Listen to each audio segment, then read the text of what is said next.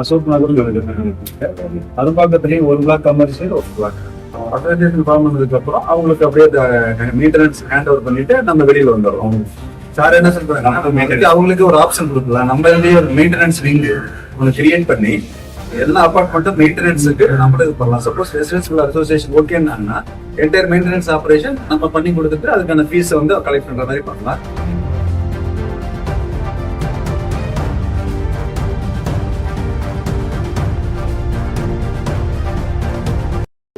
First அங்கே பாடிக்குப்பம் அந்த வீட்டுக்கு போயிட்டு வந்திருக்கோம். ஸோ அங்கே 3 BHK வீடு கட்டியிருக்காங்க.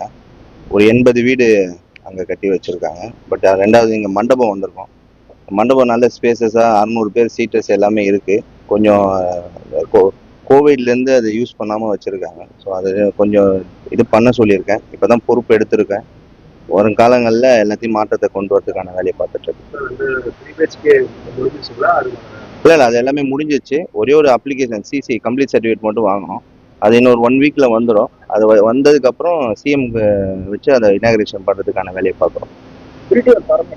எல்லாமே நல்லா தான் சார்.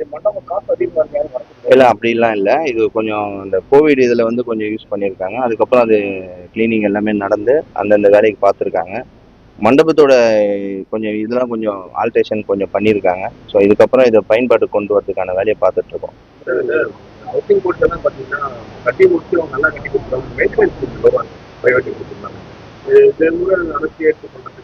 இல்லை அது நாங்கள் எம்டி கிட்ட பேசியிருக்கேன். ஸோ அதுக்கான இதை வேல்யூலாம் பார்த்துட்டு அதுக்கான கவர்மெண்ட் டேக் ஓவர் பண்ணுற மாதிரி பிளான் பண்ணிகிட்ருக்கோம். ஏன்னா அது விட்டு கொடுத்துட்டு வந்துட்டு அப்புறம் இடத்த கொடுத்துறது கவர்மெண்ட்டுக்கான இழப்பு மாரி தான் தெரியுது. இடம் ரொம்ப இன்னைக்கு இடம் வேல்யூ ஒன்று இருக்கும், 10 வருஷத்துக்கான வேல்யூ ஒன்று இருக்கும். இன்னைக்கு ஒரு பில்டிங் கட்டிட்டு அடுத்த 20 வருஷம் கழிச்சு அந்த இடத்துல வேற ஒரு பில்டிங் கட்டும் போது டிஃப்ரெண்ட் வருது. ஸோ அதனால அதே இடத்த கவர்மெண்ட்டே திருப்பி ரினோவேஷன் பண்ணுறதுக்கான வேலையும் நாங்கள் பார்க்குறோம். அதை டிஸ்கஸ் பண்ணிட்டு எல்லாமே பிளான் பண்ணுறோம்.